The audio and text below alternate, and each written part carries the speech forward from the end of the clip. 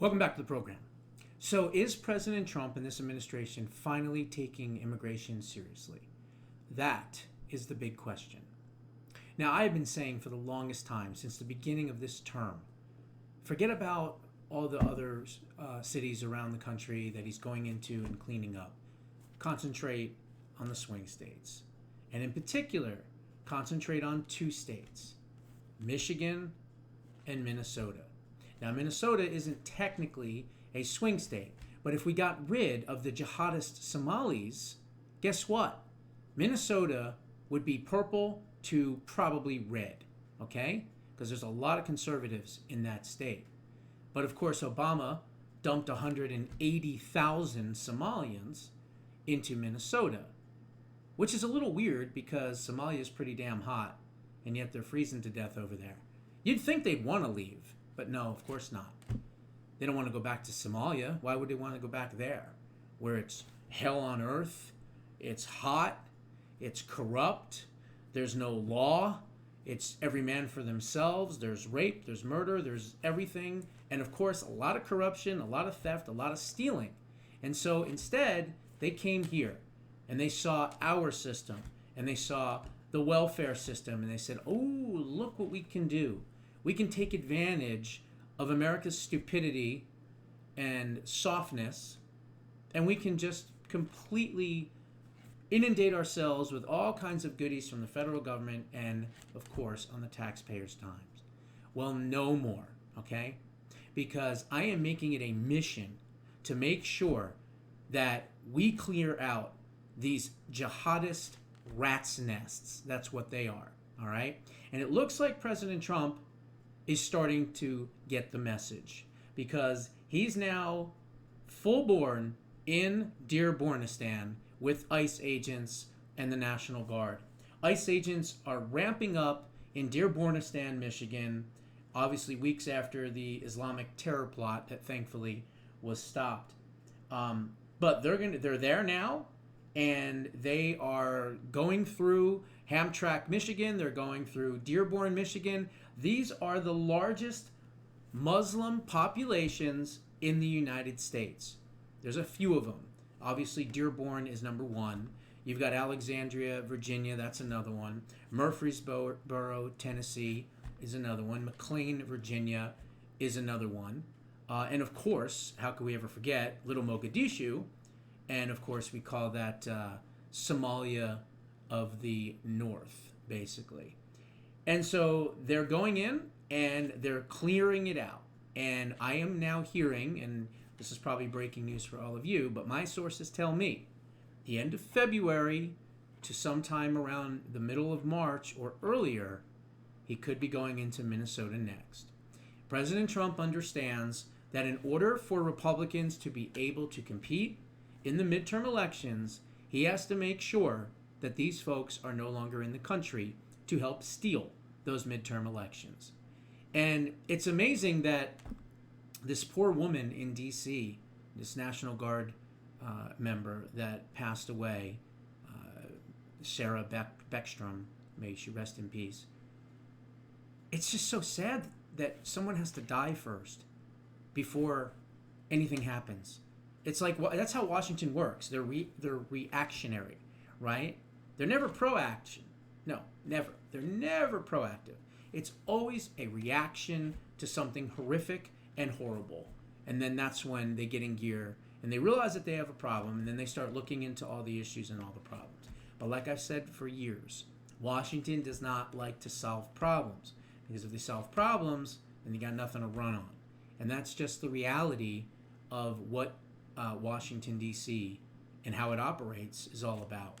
But I will say this, they are pushing, and not soon enough, in my case here, obviously, but he's starting to ramp it up. He's starting to talk more. We're now talking about Ilhan Omar, Ilhan Noor Saeed Elmi, of course. I'm making it a mission to go after her as well.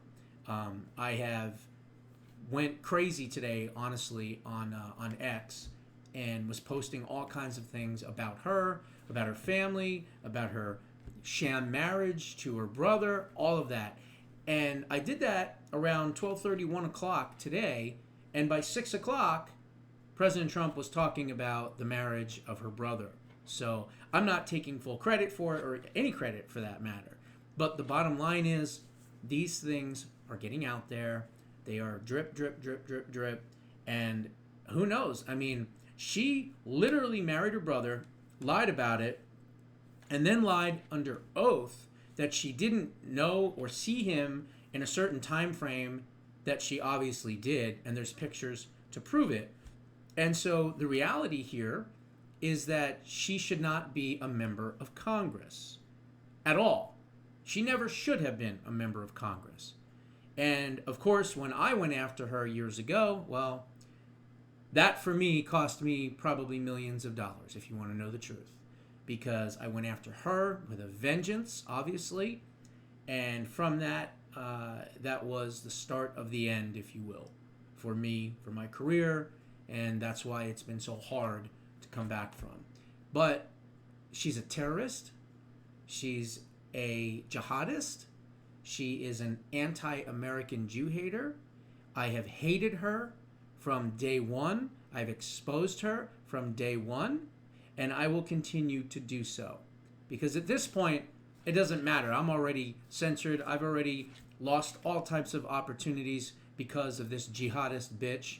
And so because of that, I'm going to continue to fight back against her. So any chance I get, I will, do whatever I can to put her name and her crimes in front of the right people in this administration. And no, I'm not afraid of the dirty, disgusting, goat-humping Somali terrorists either. No, I'm not. Believe me, I've had more death threats than you could ever imagine. I eat them for fucking breakfast, okay? So, no, I'm not afraid. Maybe I'm stupid. That's fine. Maybe I'm stupid. But I'm certainly not afraid. So, her henchmen, and all the people in these disgusting, goat-humping areas of Minnesota, you can go pound sand in the desert, okay? Because I'm not afraid of you, and I never will be. Now, with that being said, we have some other issues to attend here. And those issues I'm going to get to in the next video. But I'm telling you right now, that meeting at the White House with President Trump and Mandani was one of the biggest mistakes President Trump has ever made. Okay? Ever made. Because in the next segment, when I tell you about his ties to organizations, it's as if every single radical extreme terrorist, just like a magnet, just clinged right onto him. He has broken so many election laws, I can't even count how many, okay? Taking money from terrorist organizations, taking money from overseas terrorist organizations, taking money from people that are on wanted lists, taking money from countries that are banned in the United States. I mean, the list is endless. It is truly endless. And the last thing we should have done was legitimized this Islamo-fascist and brought him into our White House. I don't understand it. I will not understand it. Some people say, well, it's Trump playing, 4D chess and don't worry about it. Bullshit, okay? This was not the art of the deal. This was a bad publicity stunt that I believe has backfired and probably will backfire because he is as dangerous as it gets. He may have a nice smile, he may be well dressed, but so is the leader of Syria, who used to run ISIS, okay? And yes, I'm comparing the two of them. Absolutely. This guy is dangerous, and I'm telling you, New York is in for it. And the Jews in New York, I would get the hell out right now if you can. Get out of New York. And if you're all liberals, don't go to Florida, okay? We don't want you there. I don't live in Florida, but don't go to Florida and shit up that state either, I absolutely despise liberal Jews, and I've said this many times, and I'll say it now. I don't care. I can't stand liberal Jews. Because liberal Jews, to me, are the equivalent of basically chickens supporting Colonel Sanders. To me, there's no difference, because liberal Jews are just radical, extreme. They support people that want them dead, so they're not very smart either. They're pretty stupid. They might be book smart, sure, maybe, but they're certainly not street smart. Not at all. And they see the good in everyone, even though Jew haters, even the anti-Semites out there, for some reason they like to vote for these people. They like to vote Democrat. I got a bunch of these assholes in my own family, okay? A lot of them, including my own mother. Yes, I said that too. And the bottom line is, we've got to change hearts and minds. And if we can't change hearts and minds, then we need to, by force, I don't care if it's by gunpoint, we need to get rid of these fucking Muslim jihadist pieces of garbage trash from our country. That's it. We have to do it. Because if we don't do it, guess what's going to happen? They're going to continue to breed, right? When they're not banging goats. They're going to continue to breed their 900 fucking wives. And they're going to have babies all over the place. And because of our liberal bullshit policies, we're not having as many children, obviously. So what are they going to do? They're going to outbreed us. Just like they did in the UK. Just like they did in Germany. Just like they did in France. Just like they did in Spain. Just like they're doing and trying to do in Italy. Okay? When are the people in these countries, including the United States, including Canada, by the way, when are you going to wake up and realize that the more Islamist jihadists you have in the country, the less safe you are, and the more likely you're going to be killed? That's right. Killed. That's right. Your throat slit. Oh, we don't want to talk about that because that's Islamophobic. No, actually, when they have a machete in their hand and they're cutting your fucking head off, it's not really a phobia at that point now, is it? So, I'm done. I've reached a point where I don't care, okay? I'm already been censored all these years, so what do I give a shit?